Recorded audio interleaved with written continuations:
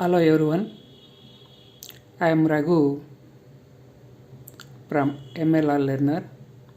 I would like to improve our speaking skills. మనం ఇప్పుడు present perfect continuous tense గురించి తెలుసుకోబోతున్నాం. అంటే ఇది గతంలో స్టార్ట్ అయ్యి ప్రెజెంట్లో కూడా జరుగుతూ ఉంటుంది.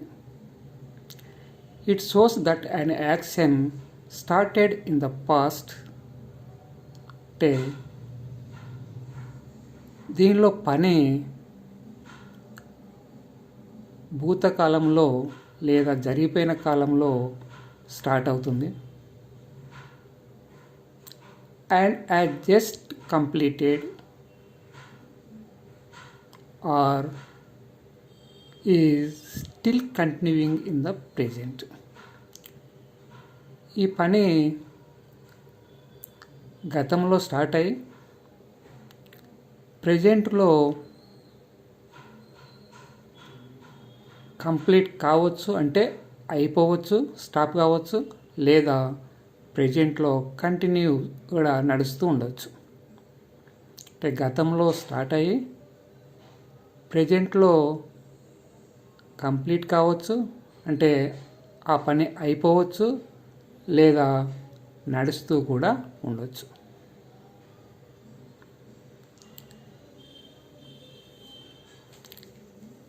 కీవర్డ్స్ అంటే దీనిలో వాడే సాధారణమైనటువంటి పదాలు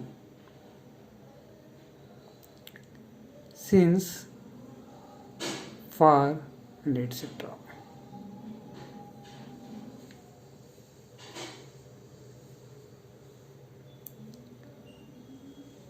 సిన్స్ అనేది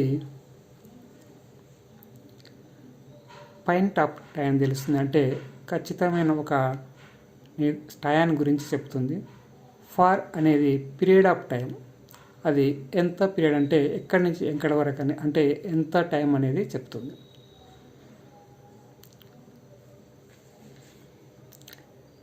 Since, for example, we have been living in Hyderabad since 2007.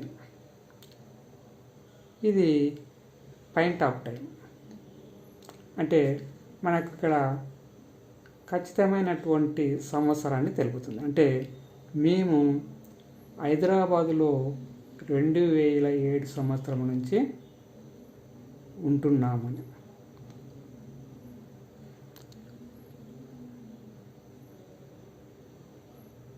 For example, we have been living in Hyderabad for 13 years. అంటే 2007 నుంచి 2020కి 13 ఇయర్స్ అవుతుంది. అంటే ఇక్కడ ఇది పీరియడ్ ఆఫ్ టైం, అంటే మనకి పీరియడ్ ఆఫ్ టైం అంటే ఎన్ని సంవత్సరాలని తెలుపుతుంది. ఈ విధంగా పీరియడ్ ఆఫ్ టైంకి ఫార్ని, పాయింట్ ఆఫ్ టైంకి సిన్స్ని ఉపయోగించాలి. ఈ 13 ఇయర్స్ అనేది పీరియడ్ అంటే ఎంత కాలం అనేది తెలుపుతుంది, కాబట్టి ఇక్కడ ఫార్ అనేది ఉపయోగించాలి. దీనిలో ఈ సిన్స్, ఫార్ అనేటివి ముఖ్యంగా ఉపయోగించబడతాయి. Helping verb has are have, లేదా హ్యావ్ ఆర్ హ్యాజ్.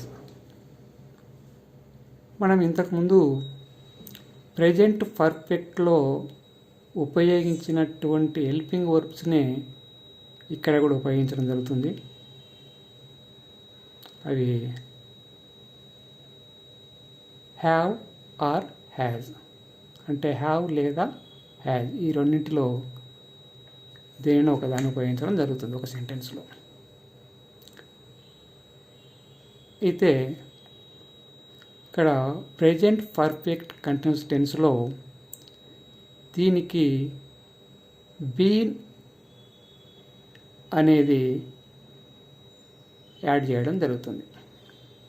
అంటే ఈ హెల్పింగ్ వర్బ్కు బీన్ అనే పదాన్ని కలపడం జరుగుతుంది.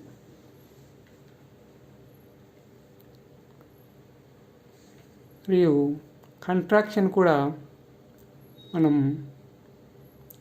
ప్రెజెంట్ పర్ఫెక్ట్ టెన్స్లోనే నేర్చుకున్నాం. Have plus not is equal to haven't. Has plus not is equal to hasn't. ఈ కంట్రాక్షన్ కూడా ప్రెజెంట్ పర్ఫెక్ట్ టెన్స్కు ప్రెజెంట్ పర్ఫెక్ట్ కంటిన్యూస్ టెన్స్కి రెండింటికి ఒకే మాదిరిగా ఉంటుంది. మెయిన్ వర్బ్ అంటే హెల్పింగ్ వర్బ్ అంటే సహాయక క్రియ, మెయిన్ వర్బ్ అంటే ముఖ్య క్రియ లేదా ప్రధాన క్రియ. ఇది ప్రెజెంట్ పార్టిసిపుల్. దీనిని V1 plus ING is equal to V4. ఇంక బేస్ ఫామ్కు అంటే V1కు అంటే వర్బ్ 1కు ING కలుపుట ద్వారా ఇది ఏర్పడుతుంది కాబట్టి దీన్ని ING ఫామ్ అని కూడా అంటారు. ఈ V1 plus ING is equal to V4, దీన్ని V4 అని కూడా అనవచ్చు. అంటే ప్రెజెంట్ పార్టిసిపుల్ లేదా ING ఫామ్ లేదా V4 ఈ మూడింటిలో ఏది అన్నా ఒకటే.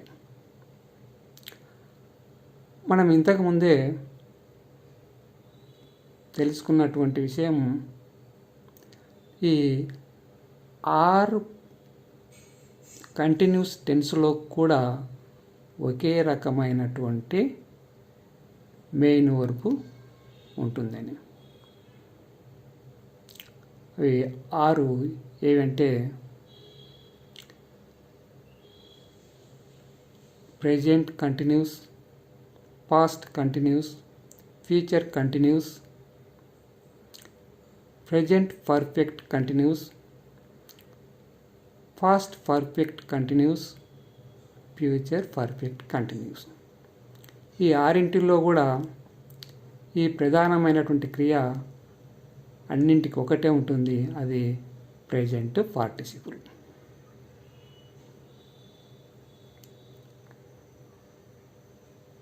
మనం దీనిలో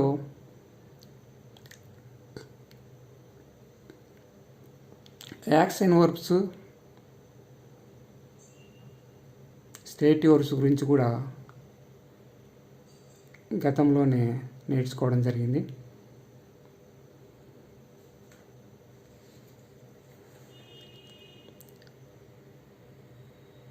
సెంటెన్స్ ఫార్మేషన్ అంటే వాక్య నిర్మాణం. ఈ ప్రెజెంట్ పర్ఫెక్ట్ కంటిన్యూస్ టెన్స్కి సంబంధించినటువంటి వాక్య నిర్మాణం. ఎగ్జాంపుల్, సబ్జెక్ట్ అంటే కర్త ప్లస్ హెల్పింగ్ వర్బ్ అంటే సహాయక క్రియ, అవి హ్యావ్ లేదా has, plus been plus main verb లేదా ప్రెజెంట్ పార్టిసిపుల్ లేదా ING form plus object. Main verb అంటే ప్రధానమైనటువంటి క్రియ, ఆబ్జెక్ట్ అంటే కర్మ. దీనితో ఈ ప్రెజెంట్ పర్ఫెక్ట్ కంటిన్యూస్ టెన్స్ అనే సెంటెన్స్ ఏర్పడుతుంది.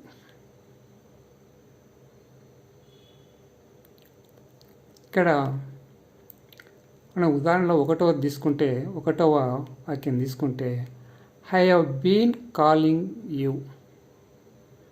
అక్కడికే మనకు ప్రెజెంట్ పర్ఫెక్ట్ కంటిన్యూస్ టెన్స్ గురించి వాక్యం పూర్తవుతుంది. కానీ మనం దానికి ఇక్కడ మళ్ళీ టైం విత్ కీవర్డ్ అనేది కలిపిన, అంటే టయానికి సంబంధించినటువంటి కీవర్డ్ అంటే సాధారణ పదాలని కలపడం జరిగింది. అవి ఫర్ 2 hours. అంటే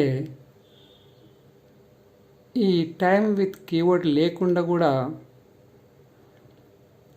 చెప్పవచ్చు, కానీ అంత ఆ వాక్యానికి సంపూర్ణమైనటువంటి అర్థము ఇవ్వదు. I have been calling you అంటే నీకు నేను కాల్ చేస్తూ ఉన్నాను.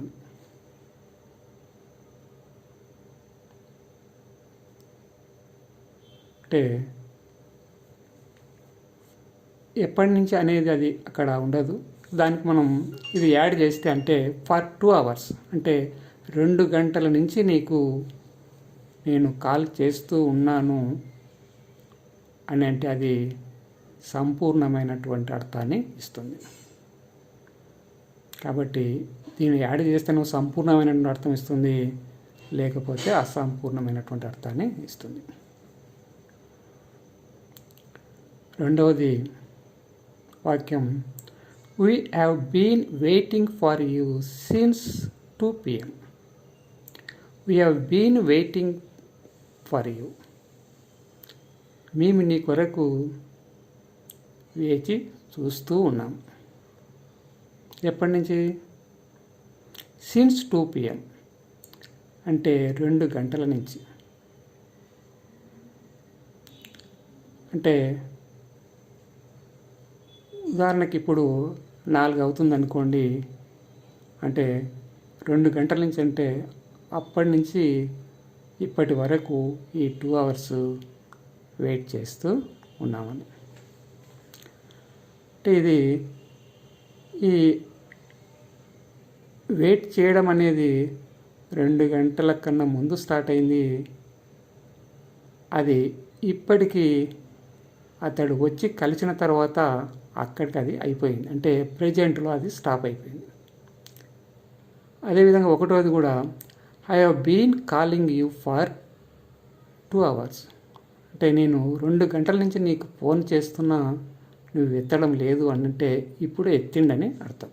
అంటే ఇప్పుడు ఫోన్లో మాట్లాడిండని, అంటే ఇప్పుడు అది ప్రజెంట్. అంటే అది గతంలో 2 hours కన్నా ముందు స్టార్ట్ అయింది, ఇప్పటికది అతడు ఫోన్లో మాట్లాడిన తర్వాత ప్రెజెంట్లో అది ఎండ్ అయిపోయింది. అంటే just like it recent past, అంటే ఇప్పుడు అయిపోయినటువంటిది ప్రెజెంట్ పర్ఫెక్ట్ టెన్స్. అందుకొరకే మనం ఇక్కడ పైన దీనికి సంబంధించిన రూల్లో కూడా, it shows that an action started in the past and as just completed అంటే ఇప్పుడిప్పుడే అయిపోవడం, అంటే ఇన్ ద ప్రెజెంట్ అంటే గతంలో భూతకాలంలో ప్రారంభమై ప్రెజెంట్ వర్తమాన కాలంలో ఇప్పుడిప్పుడే అయిపోయినటువంటి దానికి దీన్ని ఉపయోగించవచ్చు.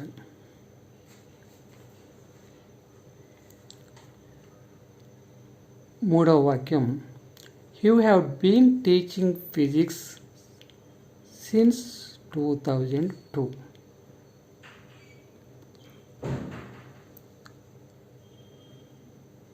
అంటే you have been teaching physics since 2002 అంటే నీవు 2002 నుంచి ఫిజిక్స్ని అంటే భౌతిక శాస్త్రాన్ని బోధిస్తూ ఉన్నామని. అంటే ఇంకా ఇప్పటికీ అది అయిపోలేదు, ఇంకా అది కంటిన్యూ అయితేనే ఉంది. ఇట్ ఈస్ గోయింగ్ ఆన్ అంటే ఇంకా అది నడుస్తూ, అంటే బోధించడం అనేది జరుగుతూనే ఉంది. ఇది ఇక్కడ సిన్స్ వచ్చింది కాబట్టి ఇది పాయింట్ ఆఫ్ టైం. నాలుగో వాక్యం, they have been playing cricket for 2 days అంటే వారు 2 రోజుల నుంచి క్రికెట్ని ఆడుతూనే ఉన్నారు. అంటే ఇంకా ఇప్పటికి కూడా ఇంకా అది అయిపోలేదు, ఇప్పుడు కూడా ఇంకా నడుస్తూనే ఉంది. ఇది ఫర్ 2 days. ఇది 2 days అనే పీరియడ్ని తెలుస్తుంది కాబట్టి ఇది పీరియడ్ ఆఫ్ టైం. అందుకొరకే మనం ఇక్కడ కీవర్డ్ని ఫార్ అనేది ఉపయోగించడం జరిగింది. 5వ వాక్యం, he has been learning English since last year. He has been learning English. అతడు ఇంగ్లీష్ని నేర్చుకుంటూ ఉన్నాడు. ఎప్పటి నుంచి? సిన్స్ లాస్ట్ ఇయర్, గత సంవత్సరం నుంచి. అంటే ఇప్పటికి ఇంకా అయిపోలేదు, ఇంకా ఇప్పుడు కూడా గత సంవత్సరం నుంచి ఇంకా నేర్చుకుంటూనే ఉన్నాడు. అంటే గత సంవత్సరంలో భూతకాలంలో స్టార్ట్ చేశాడు, వర్తమాన కాలంలో కూడా ఇంకా అది నడుస్తూనే ఉంది. 6వ వాక్యం, she has been watching TV for 2 hours. She has been watching TV. ఆమె టీవీని చూస్తూ ఉన్నది. ఎప్పటి నుంచి? ఫర్ 2 hours, 2 గంటల నుంచి. ఇది కూడా పీరియడ్ ఆఫ్ టైం కాబట్టి ఫర్ అనేది కీవర్డ్ని ఉపయోగించడం జరిగింది. అంటే ఇప్పటికి ఇంకా చూడడం అయిపోలేదు, ఇంకా టీవీని చూస్తూనే ఉన్నది. 7వ వాక్యం, it has been increasing here since last month. నేను ఇక్కడ ఇట్కి బదులుగా కరోనాని తీసుకోవడం జరిగింది. Corona has been increasing here since last month. అంటే ఇక్కడ కరోనా అనేటువంటి వ్యాధి గత నెల నుంచి ఇంక్రీజ్ అంటే ఇంకా ఎక్కువ అవుతూనే ఉన్నది. ఇప్పటికి ఇంకా అది కంప్లీట్ కాలేదు, ఇంకా అది నడుస్తూనే ఉంది. అంటే ఎక్కువ కావడం అనేది నడుస్తూనే ఉంది. అంటే గత నెలలో అంటే భూతకాలంలో స్టార్ట్ అయింది, వర్తమాన కాలంలో కూడా ఇంకా అది నడుస్తూనే ఉంది. ఈ విధంగా మనకు సబ్జెక్ట్ ప్రొనౌన్స్ అంటే సర్వనామాలకు సంబంధించి 7 ఉంటాయి. ఆ 7ంటికి కూడా ఉదాహరణ రాయడం జరిగింది. ఇక్కడ మనం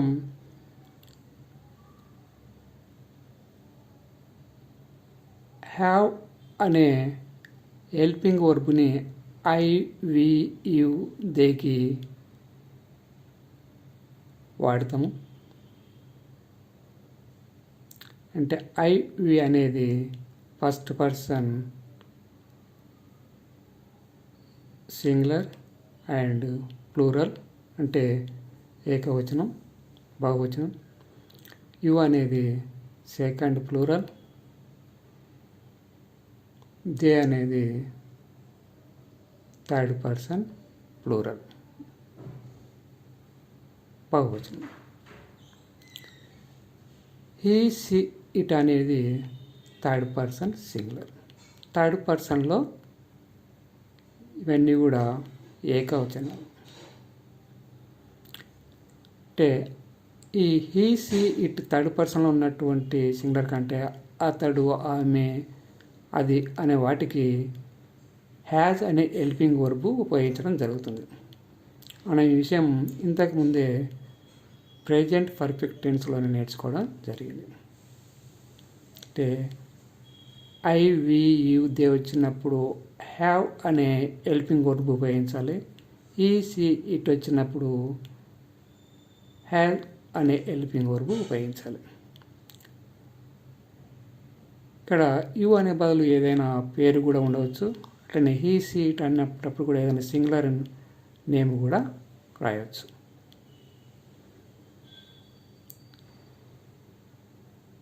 మనం ఇవన్నీ కూడా పాజిటివ్ సెంటెన్సెస్. మనకు నెగిటివ్ కావాలంటే హెల్పింగ్ వర్బ్ పక్కలో, అంటే దానికి నాట్ అనేది చేర్చితే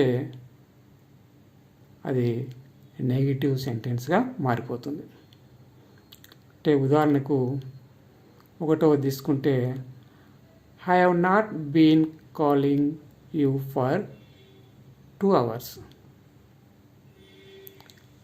అంటే నీకు నేను 2 గంటల నుంచి కాల్ చేయడం లేదు అని. ఇది వ్యతిరేక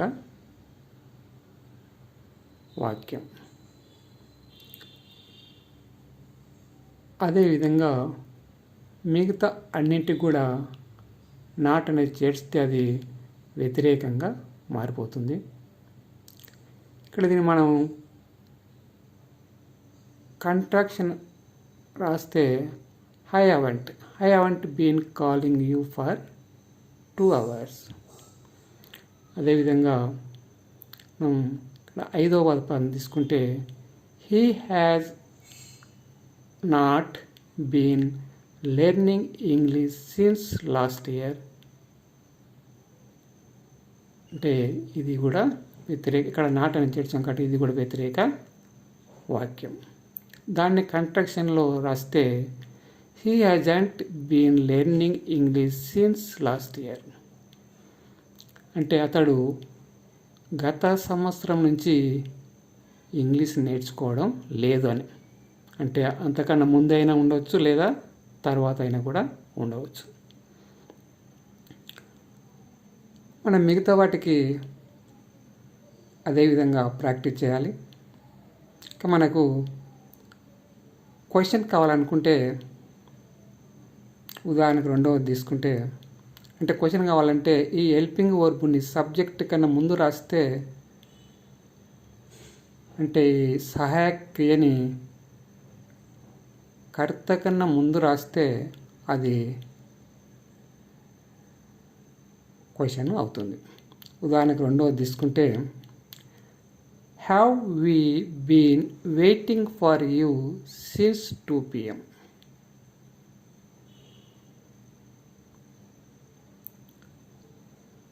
రాసి ఎండింగ్లో క్వశ్చన్ మార్క్ యాడ్ చేయాలి.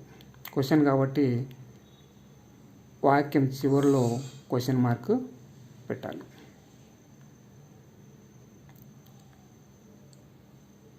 వీ హ్యావ్ బీన్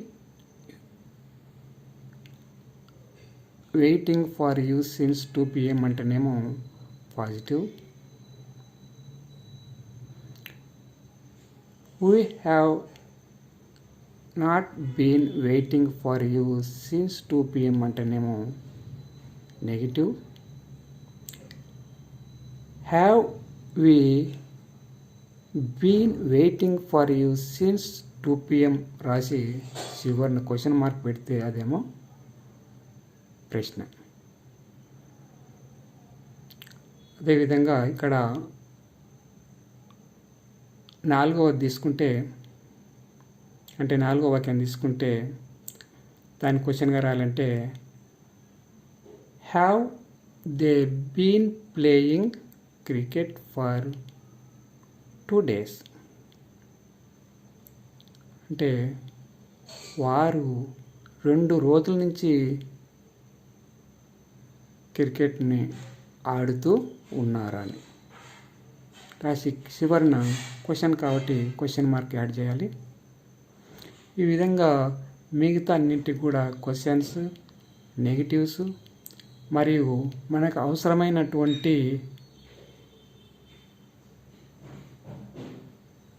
ప్రధాన క్రియలని తీసుకొని మనం మిగతా సెంటెన్సెస్ కూడా ప్రాక్టీస్ చేస్తే మనకి ఈ ప్రెజెంట్ పర్ఫెక్ట్ కంటిన్యూస్ టెన్స్ అనే దాంట్లో నాలెడ్జ్ మంచిగా వస్తుంది. అంటే దీనిలో పని అనేది గతంలో స్టార్ట్ అవుతుంది. అంటే భూతకాలంలో స్టార్ట్ అయ్యి ప్రెజెంట్లో అయిపోవచ్చు లేదా అయిపోకపోవచ్చు. ఇక్కడ మనం ఈ 1, 2 అయిపోవడం జరిగింది. అంటే అతడు మాట్లాడడం తర్వాత అక్కడికి స్టాప్ అవుతుంది.